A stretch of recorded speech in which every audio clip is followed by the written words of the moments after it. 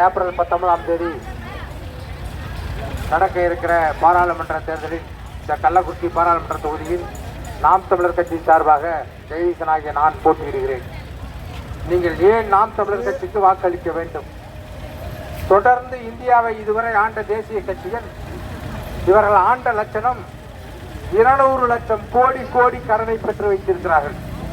ஒருவேளை உணவில்லாமல் 25 கோடி மக்கள் ஒருவேளை உணவு உண்டு மட்டும் உறங்குகிறார்கள். இங்கே நம் மொழியை சிதைத்து, நம் இனத்தை சிதைத்து, நம் பண்பாட்டை சிதைத்து, நம் வரலாற்றை சிதைத்து சொந்த நாட்டிலேயே அகதியாக ஆக்கிவிட்டார்கள். இவர்களுடைய கொள்கையின் காரணமாக உள்ளூரில் இளைஞர்கள் வாழ முடியாத ஒரு சூழ்நிலையை உருவாக்கி இருக்கிறார்கள். நாங்கள் பல கிராமங்களில் வாக்கு சேகரிக்க போகிற போது அங்கு வெறும் நோயாளிகளும் வயதானவர்களும் மட்டுமே இருக்கிறார்கள். இளைஞர்கள் உழைப்பிலிருந்து அப்புறப்படுத்தப்பட்டு தமிழ்நாட்டு அரசினுடைய கொள்கை திட்டத்தால் உழைத்துக் கொண்டிருந்த, படித்துக் கொண்டிருந்த இளைஞர்கள் குடித்துக் கொண்டு குடி நோயாளியாக ஆக்கினதன் காரணமாக ஒன்று அருகிலுள்ள மாவட்டத்திற்கோ இல்ல அருகிலுள்ள மாநிலத்திற்கோ அண்டை வெளிநாடுகளுக்கு போய் வேலை செய்ய வேண்டிய அவல நிலையை உருவாக்கி விட்டார்கள். இங்கு தமிழ்நாட்டில் ஆண்ட இந்த திராவிட கட்சிகள் தொடர்ந்து 70 ஆண்டுகளாக ஆண்டு 8 லட்சம் கோடி கடனை வைத்திருக்கிறார்கள். இவர்களில் மட்டும் ஏழைகளின் சின்னம், பாட்டாளியின் சின்னம், பங்காளியின் சின்னம்.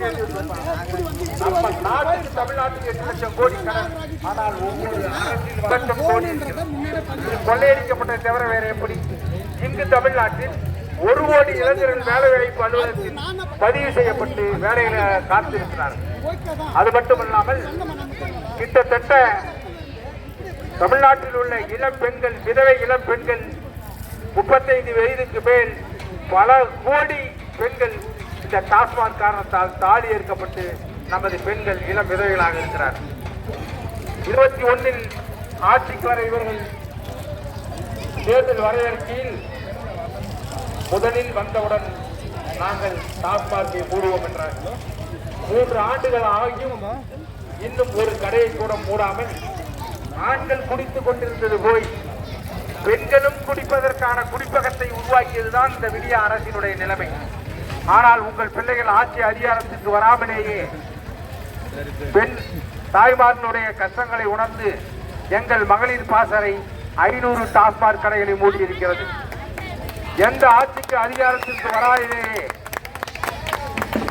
விவசாயிகளுடைய நிலத்தை பறித்து உணவுப் பொருட்கள் விலைக்கு இல்லாமல் வெளிநாட்டில் கையேற்ற வேண்டும் என்ற நிலையை உருவாக்க 8 வழி சாலையை கொண்டு வந்த போது 8 வழி சாலைக்காக போராடி எங்கள் அண்ணன் சீமானுடன் நான் உட்பட சிறை சென்று அந்த 8 வழி சாலையை தடுத்து நிறுத்தி தேர்தல் பத்திரம் என்று பல பன்னாட்டு நிறுவனங்களிடமும் அம்பானி அதானியிடமும் பணத்தை வாங்கி இந்த முதலாளித்துவத்தில் பிழைத்துக் கொண்டிருக்கிற போது அம்பானி அதானியுடைய துறைமுக விரிவாக்கத்தை தடுத்து நிறுத்தியது பிரபாகரன் பிள்ளைகளும் சீமானும் தம்பிகளும் என்பதை நீங்கள் மறந்து விடாதீர்கள். உறுதியாக உங்கள் பிள்ளைகள் வெல்லுவோம். எங்கள் தாய்மார்களின் கண்ணீரை, இளைஞர்களுடைய வேலை வாய்ப்பை அதிகமாக உருவாக்குவோம். இவர்கள் 2 கட்சிகளும் காங்கிரசும் பிஜேபியும் ஏன் இந்திய தேசியம் என்று பேசுகிற கம்யூனிஸ்டும் வெவ்வேறு அல்ல.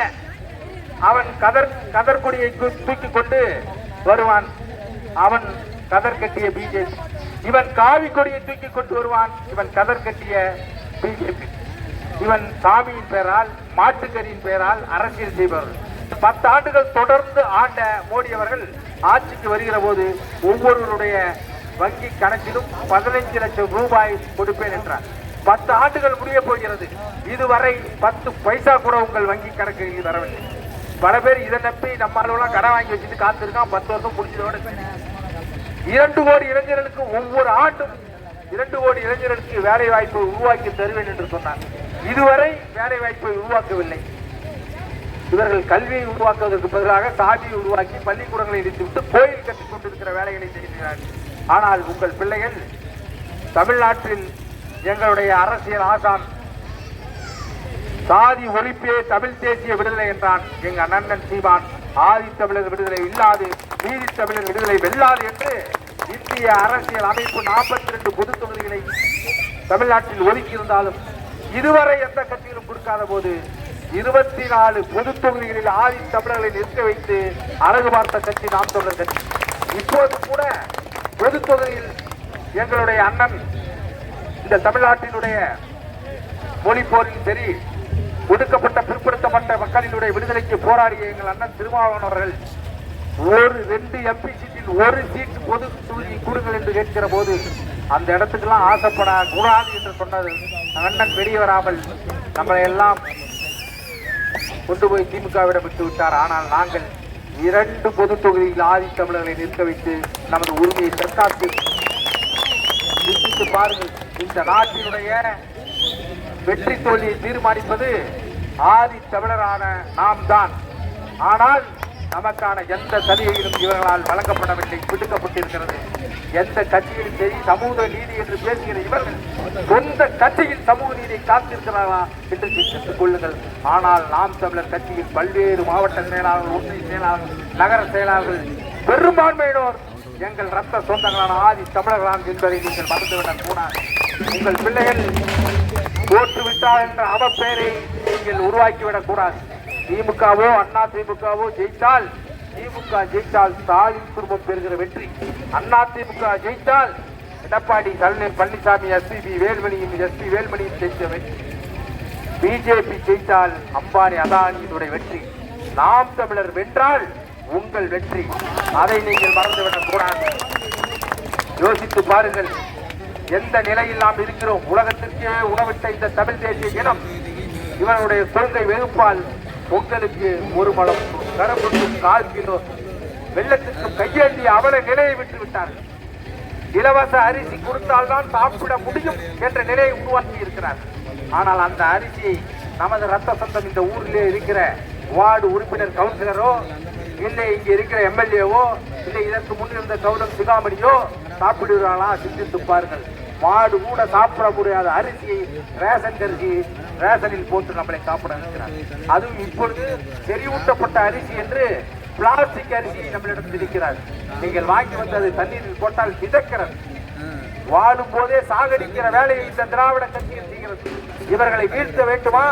உரிமைக்காக போராடுகிற உங்கள் பிள்ளையை வாழ்த்து வெற்றி பெற வைக்க வேண்டுமா என்று சிந்தித்துக் கொள்ளுங்கள். உரிமைக்காக போராடுகிற பிள்ளைகளை சுட்டு வீழ்த்துகிற அண்ணா திமுக வீழ்த்த வேண்டுமா?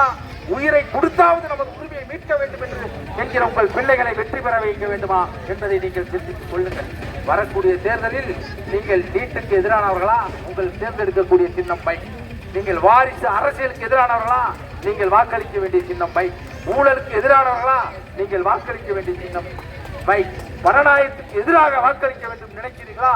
நீங்கள் வாக்களிக்க வேண்டிய சின்னம் பைக்.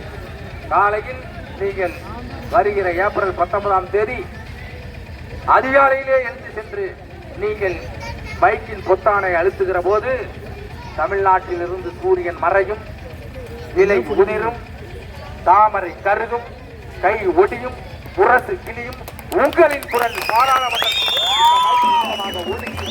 நன்றி. நாம் தமிழர்.